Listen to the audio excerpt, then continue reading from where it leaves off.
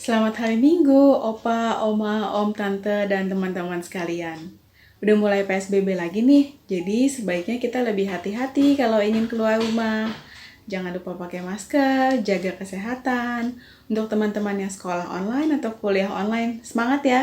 Memang tidak gampang, tapi lama-lama pasti kita bisa adaptasi. Untuk teman-teman pemuda, kita ada komsel setiap hari Jumat jam 8 malam. Aku mengundang teman-teman semua yang ingin bergabung, boleh banget, supaya kita bisa sama-sama bertumbuh di dalam Tuhan. Selamat mengikuti kebaktian.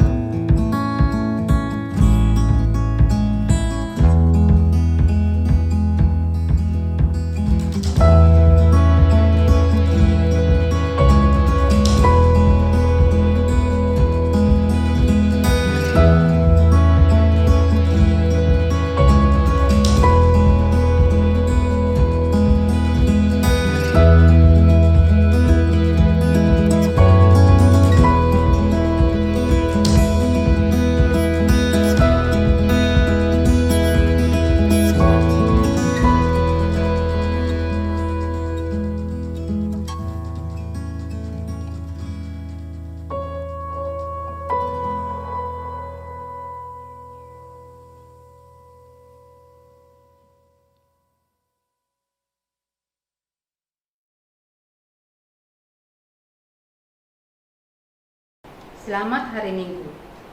Umat Tuhan, ibadah kita hari ini, Minggu 27 September 2020, akan dilayani oleh Ibu Novis A.E. Sinu. Hari ini kita akan bersama-sama belajar memiliki mentalitas yang kuat. Tidak menyalahkan, namun belajar dari kesalahan. Kita yakin Allah menopang dan menyertai setiap karya yang Allah nyatakan bagi kita. Mengawali ibadah kita, mari kita bersama-sama membaca Mazmur 25 ayat 1 sampai 9 secara berbalasan. Kepadamu ya Tuhan, kuangkat jiwaku. Allahku, kepadamu aku percaya. Janganlah kiranya aku mendapatkanmu. Janganlah musuh-musuhku beria-ria atas aku. Ya, semua orang yang menantikan engkau takkan mendapat malu. Yang mendapat malu ialah mereka yang berbuat khianat dengan tidak ada alasannya. Beritahukanlah jalan-jalanmu padaku ya Tuhan. Tunjukkanlah itu kepadaku. Bawalah aku berjalan dalam kebenaran-Mu dan ajarlah aku, sebab Engkaulah Allah yang menyelamatkan aku. Engkau ku nanti-nantikan sepanjang hari. Ingatlah segala rahmat-Mu dan kasih setia-Mu ya Tuhan, sebab semuanya itu sudah ada sejak berkala. Dosa-dosaku pada waktu muda dan pelanggaran-pelanggaranku janganlah kau ingat. Tetapi ingatlah kepadaku sesuai dengan kasih setia-Mu, oleh karena kebaikan-Mu ya Tuhan. Tuhan itu baik dan benar, sebab itu yang menunjukkan jalan kepada orang yang sesat. Ia membimbing orang-orang yang rendah hati menurut hukum, dan Ia mengajarkan jalannya kepada orang-orang yang rendah hati. Umat Tuhan, mari berdiri. Kita bersama-sama menyanyikan NKB 93 bait 1, 2, dan 4. Segala puji baginya.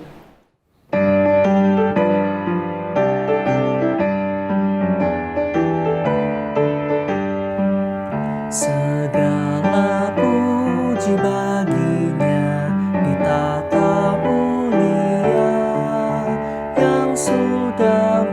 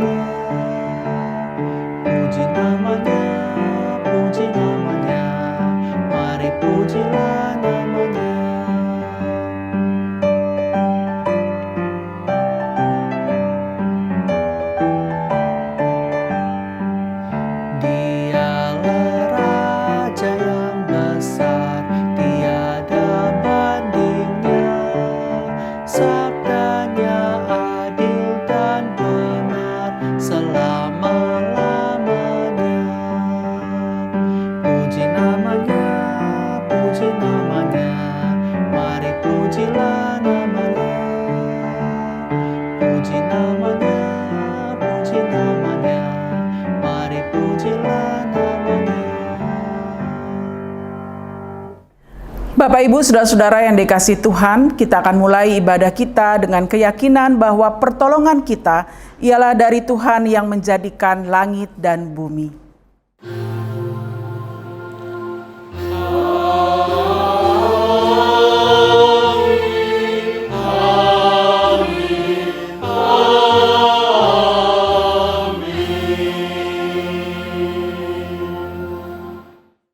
Salam dan damai sejahtera dari Tuhan kita, Yesus Kristus, dengan persekutuan dengan Roh Kudus menyertai kita sekalian.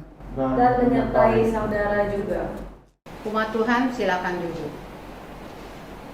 Dalam ibadah hari ini, kita bersama-sama diajak untuk keluar dari kurungan menyalahkan orang lain. Namun demikian, kita juga tidak boleh berada pada sikap menyalahkan diri sendiri. Untuk itu, mari kita simak Filipi 2 ayat 1-3 yang mengantar kita menjalani ibadah ini. Jadi, karena dalam Kristus ada nasihat, ada penghiburan kasih, ada persekutuan roh, ada kasih mesra dan belas kasihan. Karena itu, sempurnakanlah sukacitaku dengan ini. Hendaklah kamu sehati sepikir dalam satu kasih, satu jiwa, satu tujuan, dengan tidak mencari kepentingan sendiri atau puji-pujian yang sia-sia. Sebaliknya, hendaklah dengan rendah hati yang seorang menganggap yang lain lebih utama daripada dirinya sendiri. Mari kita bersama-sama menyanyikan NKB 193 bait 1, 2, dan 5. Aku hendak tetap berhati tulus.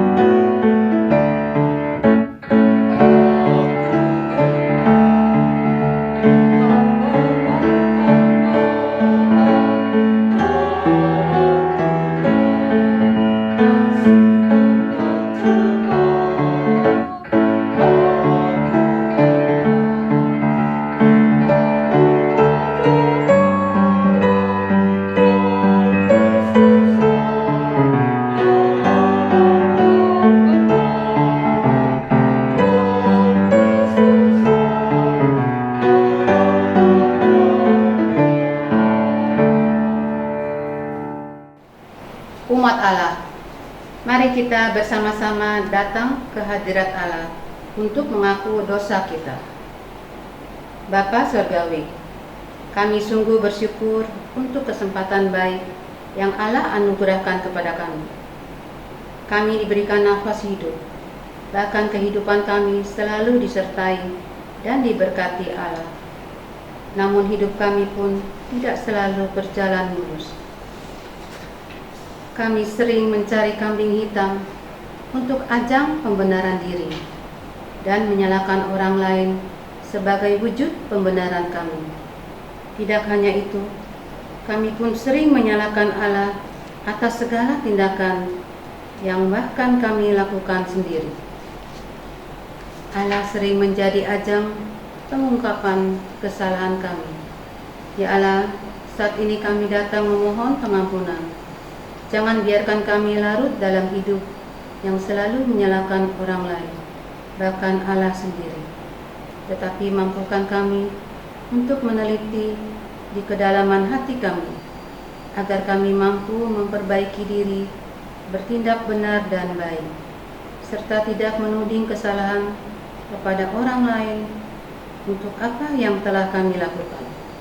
Dalam anugerah pengampunan Allah, kami datang dan berserah. Amin. Umat Tuhan, mari kita menyanyikan NKB 12 bait 1 dan 2. Oh Tuhanku, Kau datang ke dunia.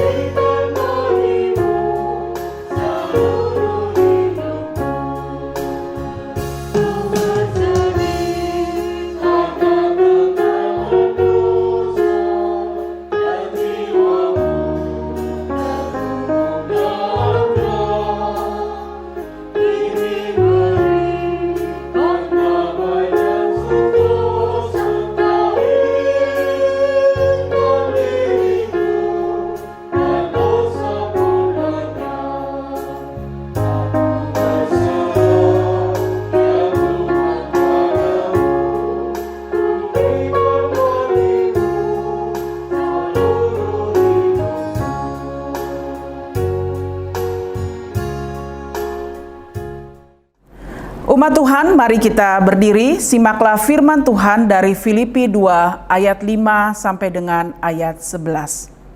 Hendaklah kamu dalam hidupmu bersama menaruh pikiran dan perasaan yang terdapat juga dalam Kristus Yesus, yang walaupun dalam rupa Allah tidak menganggap kesetaraan dengan Allah itu sebagai milik yang harus dipertahankan, melainkan telah mengosongkan dirinya sendiri dan mengambil rupa seorang hamba dan menjadi sama dengan manusia.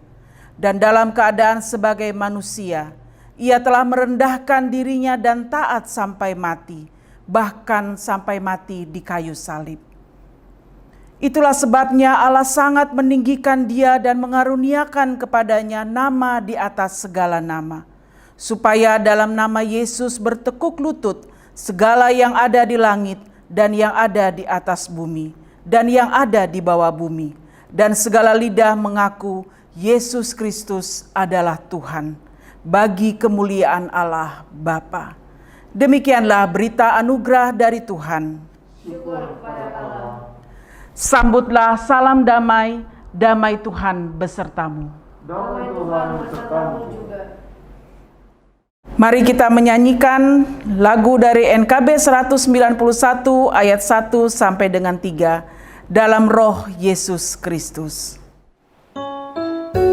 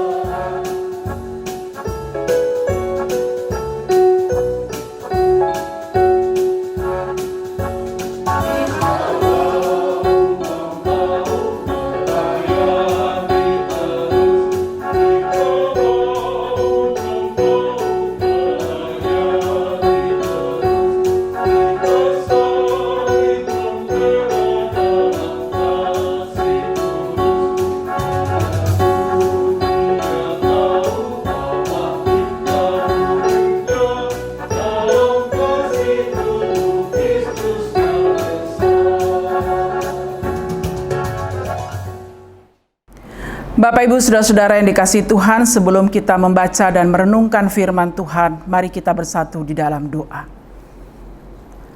Kami datang di hadapan hadirat-Mu yang kudus ya Tuhan, bersama-sama kami menyatakan kesiapan hati kami untuk dibentuk oleh Tuhan melalui firman Tuhan yang akan kami baca dan kami renungkan bersama. Berkatilah kami ya Tuhan, mampukanlah kami untuk memahami firman Tuhan ini dengan baik, dan juga mampukanlah kami untuk dapat menjadi pelaku-pelaku firman dalam hidup kami sehari-hari. Di dalam nama Yesus Kristus, kami menyatakan kesiapan kami untuk belajar firman Tuhan. Amin. Bapak, Ibu, Saudara-saudara yang dikasihi Tuhan, firman Tuhan pada saat ini terambil dari Matius pasal 21 ayat 23 sampai dengan 32. Matius pasal 21 ayat 23 sampai dengan 32. Lalu Yesus masuk ke bait Allah, dan ketika ia mengajar di situ, datanglah imam-imam kepala serta tua-tua bangsa Yahudi kepadanya dan bertanya, "Dengan kuasa manakah engkau melakukan hal-hal itu? Dan siapakah yang memberikan kuasa itu kepadamu?" Jawab Yesus kepada mereka, "Aku juga akan mengajukan satu pertanyaan kepadamu, dan jikalau kamu memberi jawabnya kepadaku, aku akan mengatakan juga kepadamu dengan kuasa manakah aku melakukan hal-hal itu. Dari manakah baptisan Yohanes? Dari sorga atau dari manusia?" Mereka memperbincangkannya di antara mereka dan berkata, "Jikalau kita katakan dari sorga, ia akan berkata kepada kita, 'Kalau begitu, mengapakah kamu tidak percaya kepadanya?' Tetapi jikalau kita katakan dari manusia, kita takut kepada orang banyak, sebab semua orang menganggap Yohanes ini nabi." Lalu mereka menjawab Yesus, "Kami tidak tahu." Dan Yesus pun berkata kepada mereka, "Jika demikian, aku juga tidak mengatakan kepadamu dengan kuasa manakah aku melakukan hal-hal itu. Tetapi apakah pendapatmu tentang ini? Seorang mempunyai 2 anak laki-laki. Ia pergi kepada anak yang sulung dan berkata, 'Anakku, pergi dan bekerjalah hari ini dalam kebun anggur.' Jawab anak itu, 'Baik, Bapa.' Tetapi ia tidak pergi.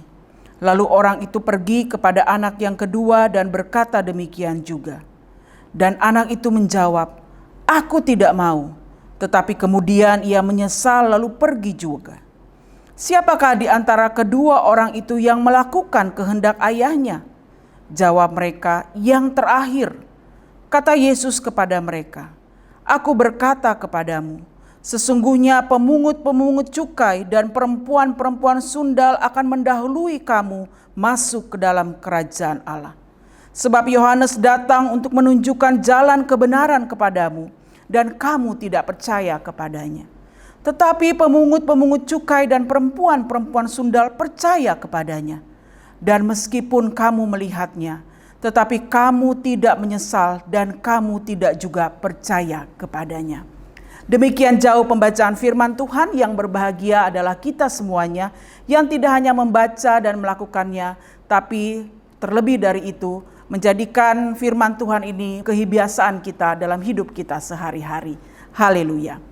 Bapak, Ibu, Saudara-saudara yang dikasihi Kristus, tentu jika ditanyakan kepada kita yang mana yang lebih kita sukai, menyalahkan orang lain atau disalahkan orang lain, rata-rata dari kita akan menjawab, "Wah, rasanya lebih mudah kita menyalahkan orang lain."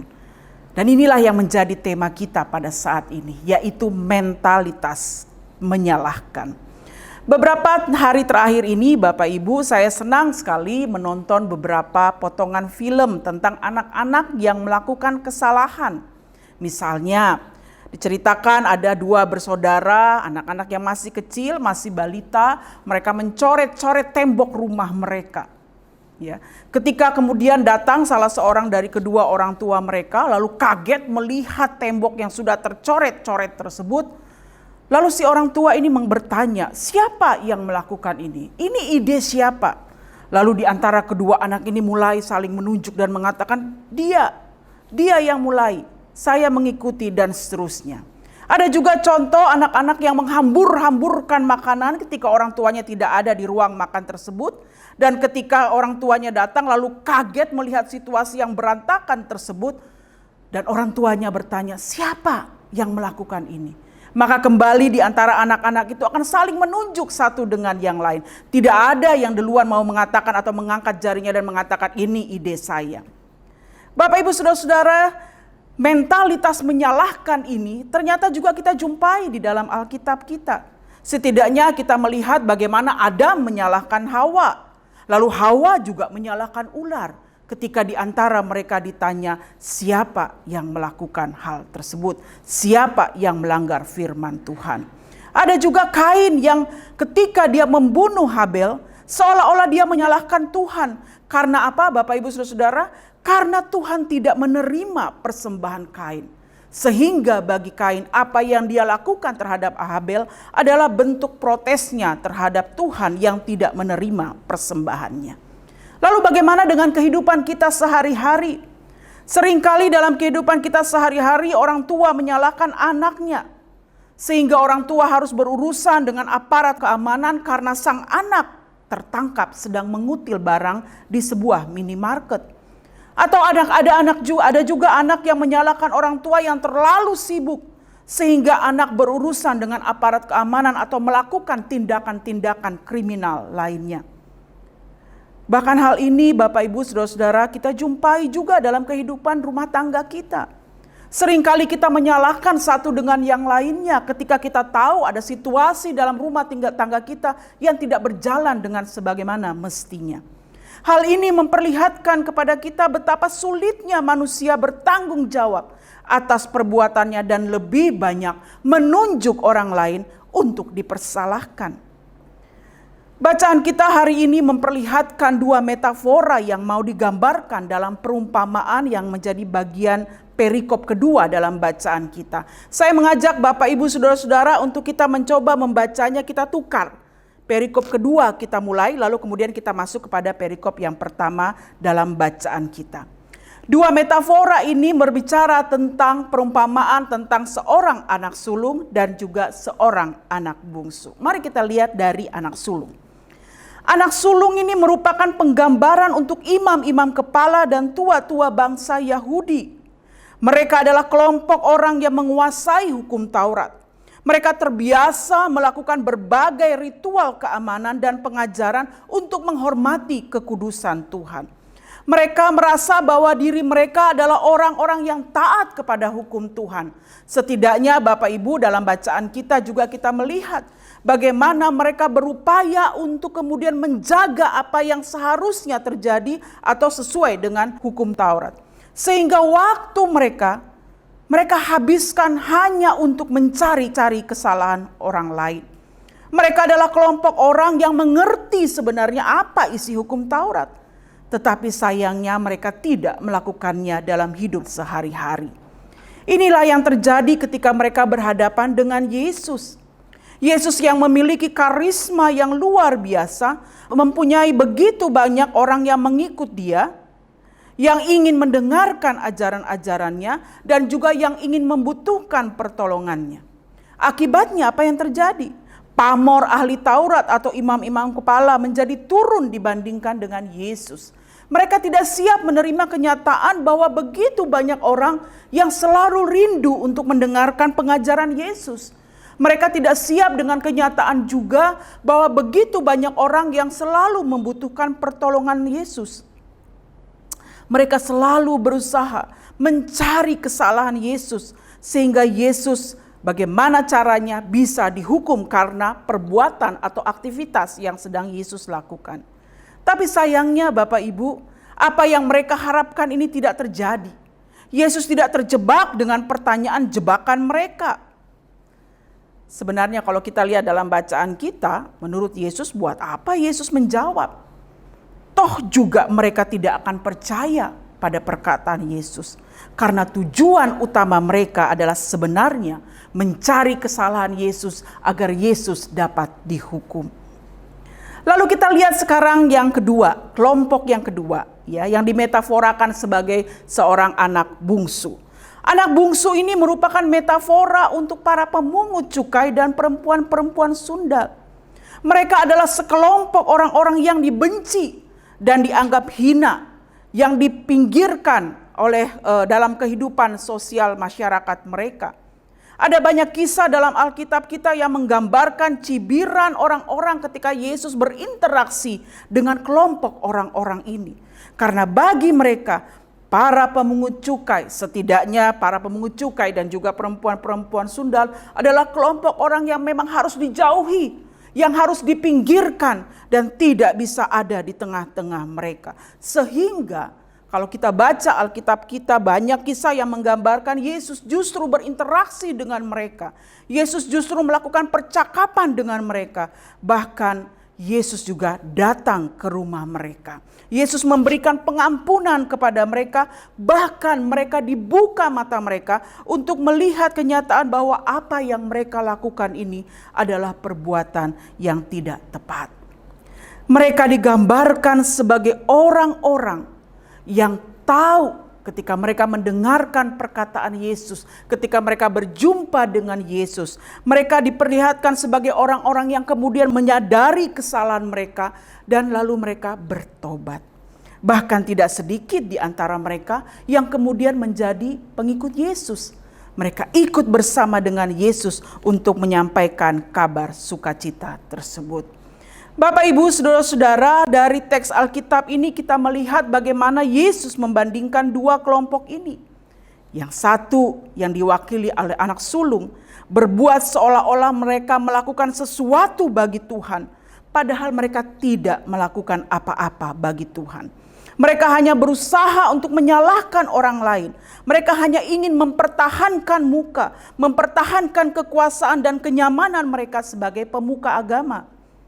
Sedangkan yang satunya lagi yang diwakili oleh anak bungsu yang disebut dalam cerita atau perikop yang kita baca tadi, digambarkan sebagai sekelompok orang-orang berdosa yang justru selalu rindu untuk mendengarkan sabda Tuhan, yang selalu ingin melihat dan selalu ingin diberikan kuasa oleh Tuhan melalui perbuatan-perbuatan Tuhan atau mujizat Tuhan yang Tuhan sentuh dalam hidup mereka.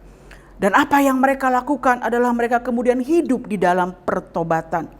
Mereka yang diidentikan sebagai orang-orang berdosa justru rindu mendengarkan firman Tuhan dan bersedia memberitakan Kristus dalam hidup mereka. Bapak, Ibu, saudara-saudara, kebebalan hati para pemuka agama ini membuat mereka sibuk mencari kesalahan Yesus ketimbang percaya dan melakukan apa yang diperintahkan oleh Yesus. Saudara-saudara, kalau pada saat ini kepada kita ditanya, kira-kira kita masuk di kelompok mana? Apakah kita masuk di dalam kelompok anak sulung tersebut? Orang-orang yang merasa bahwa kita tahu apa yang ada di dalam firman Tuhan ini. Bahkan kita rajin dan taat membaca firman Tuhan. Kita mengerti apa yang ada di dalam firman Tuhan. Tapi apakah kita seperti kelompok anak sulung ini yang hanya tahu dan mengerti firman Tuhan, tapi kita tidak melakukannya dalam hidup kita sehari-hari?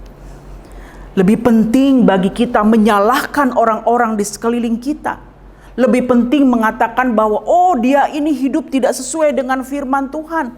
Dia sudah melanggar apa yang dikatakan oleh Alkitab. Hidupnya tidak mencerminkan sebagai anak-anak Tuhan dan sebagainya. Kita terjebak dalam situasi itu karena kita merasa bahwa diri kita lebih baik dari orang lain. Dan kita selalu memakai tolak ukur kita. Seolah-olah kita ini, hidup kita lebih sesuai dengan apa yang Tuhan kehendaki. Padahal Bapak, Ibu, saudara-saudara, justru yang kita lakukan adalah kita tidak mewujudkan apa yang kita pahami dan yang kita mengerti dari firman Tuhan. Waktu kita lebih banyak kita habiskan untuk menyalahkan orang lain yang menurut kita tidak melakukan apa yang diperintahkan oleh Tuhan. Kita menyalahkan pasangan kita sehingga terjadi perselingkuhan. Kita juga mungkin menyalahkan anak-anak menyalahkan orang tua kita. Anak-anak sendiri juga menyalahkan orang tua ketika anak-anak mereka harus berhubungan dengan polisi. Kita menyalahkan pemerintah sehingga terjadi banjir padahal kita sendiri buang sampah sembarangan. Di tengah-tengah masa pandemi ini Bapak Ibu Saudara-saudara, jangan-jangan kita juga sibuk menyalahkan orang lain yang tidak taat, padahal kita sendiri tidak disiplin dalam menjalankan apa yang sebenarnya diperintahkan oleh aturan-aturan dalam pemerintah kita untuk mencegah penyebaran virus corona ini. Kita berbohong dengan diri kita yang kemudian mau mengakibatkan dan memperlihatkan kepada orang banyak bahwa hidup kita lebih baik. Atau kita adalah kelompok anak bungsu. Kita yang mungkin bagi orang lain adalah orang-orang yang berdosa, orang-orang yang tidak layak. Tetapi kita mau datang di hadapan Tuhan untuk menyatakan kerinduan kita belajar firman Tuhan, kerinduan kita untuk taat kepada firman Tuhan, kerinduan kita juga untuk bertobat dan melakukan apa yang firman Tuhan ajarkan kepada kita. Bapak, Ibu, saudara-saudara, pada saat ini kita diajak bersama-sama untuk mengerjakan apa yang menjadi tanggung jawab kita sebagai umat beriman. Ketimbang kita sibuk menyalahkan orang-orang di sekeliling kita, menyalahkan orang-orang yang ada di dalam keluarga kita ataupun di tengah-tengah masyarakat, lebih baik kita melakukan apa yang menjadi tanggung jawab beriman kita. Sebenarnya di tengah-tengah situasi pandemi ini, inilah kesempatan yang Tuhan berikan kepada kita supaya kita menjadi umat beriman yang meneladankan hidup yang baik di tengah-tengah masyarakat kita, bahkan di tengah-tengah keluarga kita. Kita diajak untuk mewujudkan tanggung jawab kehidupan beriman kita. Kita melakukan apa yang ditentukan oleh pemerintah untuk supaya menghambat penyebaran virus corona ini bukan semata-mata karena kita takut diberi sanksi.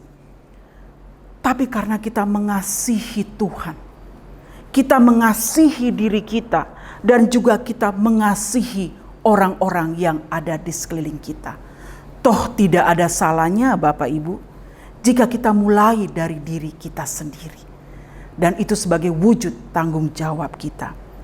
Mengakhiri refleksi pada saat ini Bapak Ibu saudara-saudara, kepada kita bersama-sama diajak untuk tidak memiliki mentalitas menyalahkan. Tapi kepada kita justru diajarkan untuk memiliki mentalitas tanggung jawab. Kita mau melakukan apa yang diperintahkan oleh Tuhan semata-mata sebagai wujud dan rasa tanggung jawab kita sebagai umat beriman. Saya melakukan ini bukan supaya saya dianggap sebagai orang yang baik, bukan supaya dianggap sebagai saya sebagai anak Tuhan yang taat pada perintah Tuhan. Bukan hanya itu Bapak Ibu saudara-saudara. Tapi lebih daripada itu, saya melakukan semua ini karena saya sudah disentuh oleh firman Tuhan. Saya memahami firman Tuhan yang saya baca. Dan saya mau melakukannya dalam hidup kita sehari-hari. Dalam hidup saya sehari-hari. Yaitu menjadi anak-anak Tuhan yang penuh dengan tanggung jawab. Tuhan memberkati kita dan mari kita menjadi anak-anak Tuhan yang memiliki mentalitas tanggung jawab. Amin.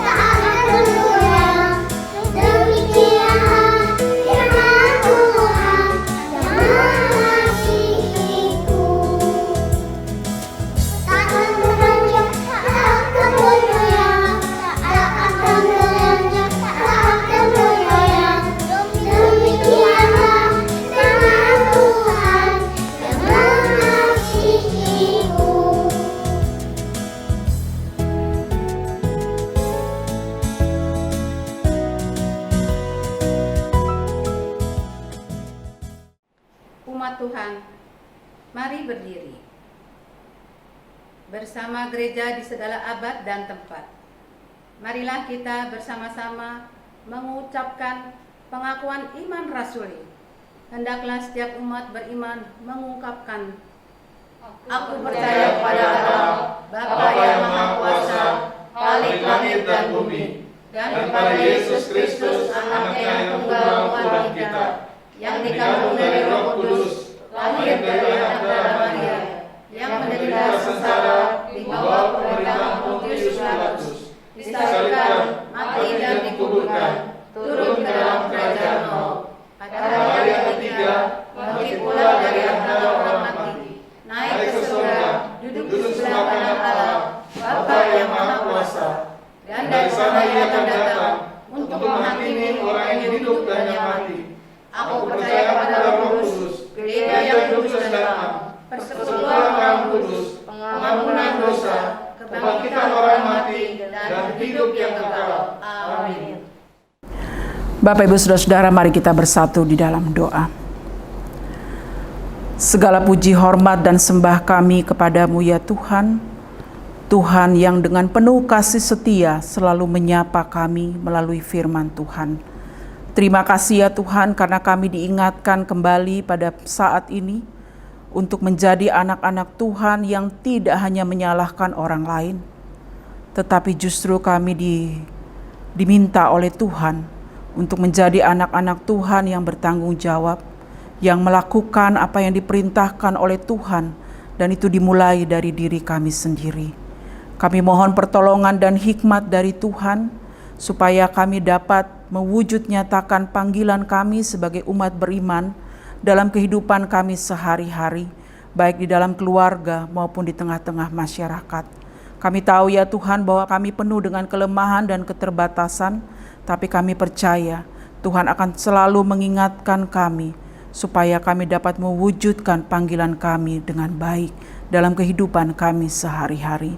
Bersama dengan umat beriman lainnya pada saat ini ya Tuhan, kami tak putus-putusnya berdoa untuk pemerintah kami, mulai dari pemerintah yang ada di pusat maupun di daerah-daerah. Kami berdoa untuk para pemimpin kami yang terus berupaya untuk mengatasi pandemi virus corona ini ya Tuhan. Ya Tuhan, berilah hikmat kepada mereka, supaya berbagai upaya yang dilakukan oleh para pemimpin kami untuk menghadirkan vaksin, obat-obatan, ataupun vitamin, kiranya Tuhan berkati, supaya itu semuanya dapat menjadi alat bagi kami untuk dapat memiliki kekebalan tubuh yang lebih baik lagi. Terlebih dari itu kami berdoa juga ya Tuhan untuk pemerintah kami di tengah-tengah upaya mereka untuk memperbaiki roda perekonomian negara kami. Ya Tuhan, kami tahu bahwa kami sedang menjalani masa-masa yang sulit, tapi kami percaya Tuhan tidak meninggalkan kami. Oleh sebab itu kami mohon hikmat dari Tuhan kepada para pemimpin kami, supaya mereka juga dapat mendapatkan hikmat dari Tuhan untuk mengatasi situasi perekonomian kami, agar perekonomian kami dapat kembali membaik. Ya Tuhan, kami berdoa juga untuk begitu banyak orang yang pada saat ini sedang berduka. Mereka yang menjadi korban bencana alam, mereka yang menjadi korban kekerasan, mereka yang menjadi korban di tengah-tengah berbagai ketidakadilan lainnya. Kami mohon pertolongan Tuhan. Kami berdoa juga bagi saudara-saudara kami yang pada saat ini sedang bergumul dengan sakit penyakit yang sedang mereka derita. Ya Tuhan, kiranya Tuhan yang menjamah mereka satu persatu. Mereka boleh disembuhkan oleh Tuhan, dipulihkan oleh Tuhan. Dan di tengah-tengah situasi tersebut ya Tuhan, biarlah mereka juga boleh bergantung dan tetap mengimani bahwa Tuhan memberikan yang terbaik kepada mereka. Di tengah-tengah situasi pandemi ini kami juga berdoa untuk tim kesehatan, mereka yang ada di garda depan untuk mencoba mengatasi dan juga memulihkan saudara-saudara kami yang terpapar virus COVID-19 ini. Kiranya Tuhan juga yang memberkati mereka satu persatu. Kami tahu ya Tuhan, mereka ada di tengah-tengah situasi yang sulit, tetapi mereka rindu untuk memenuhi panggilan mereka melalui pekerjaan dan juga potensi yang mereka miliki. Tuhan, tolonglah mereka. Berkati juga keluarga mereka yang selalu diliputi dengan perasaan was-was akan saudara-saudara mereka atau orang yang mereka kasihi yang ada di tengah-tengah situasi ini. Kiranya Tuhan juga yang memberkati mereka semuanya. Kami berdoa juga ya Tuhan untuk gereja-gereja di tengah-tengah ibadah virtual yang masih dijalani maupun gereja-gereja yang sudah melakukan ibadah onsite. Kiranya Tuhan juga yang memberikan hikmat supaya apapun yang menjadi kebijakan gereja-gereja tersebut, kiranya itu semuanya dilandasi dengan satu tujuan untuk memperkuat persekutuan yang ada di gereja-gereja tersebut. Oleh sebab itu ya Tuhan, apapun yang menjadi keputusan mereka, kiranya Tuhan juga yang memberikan hikmat, supaya jemaat boleh termotivasi untuk terus bertumbuh di dalam kehidupan persekutuan mereka. Kami juga berdoa ya Tuhan untuk proses pendidikan yang masih berlangsung secara virtual. Kami tahu ya Tuhan situasi ini tidak mudah, menjadi tantangan yang berat bukan hanya bagi para pendidik tapi juga para orang tua, termasuk para pelajar atau siswa-siswi ataupun para mahasiswa dan mahasiswi. Kami tahu situasi ini tidak mudah. Berilah hikmat kepada kami semuanya ya Tuhan, baik sebagai pendidik, sebagai orang tua, maupun sebagai pembelajar. Kiranya kami juga dimampukan untuk dapat melakukan apa yang menjadi tanggung jawab kami masing-masing dengan baik. Dan kami mohon pertolongan dari Tuhan, supaya berbagai media yang dipakai sebagai fasilitas pembelajaran dapat menjadi media yang baik, yang bisa menolong para siswa-siswi untuk dapat bertumbuh di dalam pengetahuan mereka dan juga di dalam kehidupan mereka sehari-hari. Ya Allah, di tengah-tengah situasi ini kami juga berdoa bagi saudara-saudara kami yang sedang bergumul dengan kesehatan mereka. Kami berdoa untuk Oma Rosi, Oma Lestari, Oma Lili Murni, Bapak Tan Manling, Ibu Lilis, Ibu Megi, dan juga Opa John. Mereka yang di tengah-tengah kondisi yang membutuhkan pertolongan Tuhan, kelemahan tubuh, sakit penyakit, maupun dalam proses pemulihan mereka. Kiranya Tuhan yang menolong mereka, memberikan semangat kepada mereka untuk menjalani hari-hari mereka. Dan kami berdoa juga untuk keluarga yang ada di sekeliling mereka, yang memberikan perhatian dan kasih sayang. Kiranya Tuhan juga yang memberkati mereka semuanya. Ya Tuhan, kami juga berdoa untuk berbagai program yang dipersiapkan oleh gereja kami GKI Muara Karang. Kiranya Tuhan juga yang memberkati untuk pembangunan gedung gereja yang masih dalam pergumulan kami terus ya Tuhan. Kami mohon hikmat dari Tuhan. Ya Allah yang penuh kasih, inilah doa yang kami panjatkan. Kami percaya Engkau mendengarkan doa-doa kami dan mengabulkannya seturut dengan kehendak Tuhan. Berilah iman yang teguh kepada kami untuk tetap mengimani bahwa Tuhan selalu bersama dengan kami dan Tuhan akan memberikan yang terbaik di dalam hidup kami. Kami mau persembahkan doa kami hanya di dalam nama Yesus Kristus, Tuhan dan Juru Selamat kami. Amin. Umat Tuhan, dengan penuh sukacita, mari kita membawa persembahan kepada Allah. Simaklah firman Tuhan dalam Mazmur 54 ayat 8. Dengan rela hati, aku akan mempersembahkan korban kepadamu. Bersyukur sebab namamu baik ya Tuhan. Umat Tuhan, mari kita membawa persembahan kepada Tuhan. Bagi kita yang rindu menyampaikan persembahan melalui transfer bank, Majelis Jemaat menyediakan sarana melalui nomor rekening Bank Mandiri, sebagaimana yang tertera dalam layar Anda. Kita bawa persembahan syukur kita dengan menyanyikan NKB 139 dua kali, Oh Tuhan, terangi hatiku.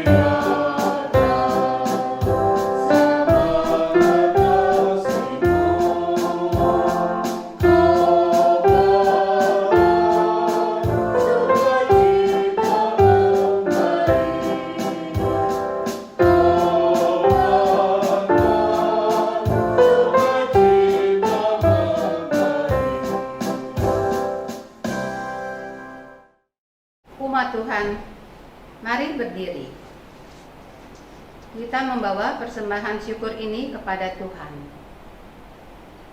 Allah yang baik, kami mengucap syukur untuk kesempatan membawakan persembahan ini.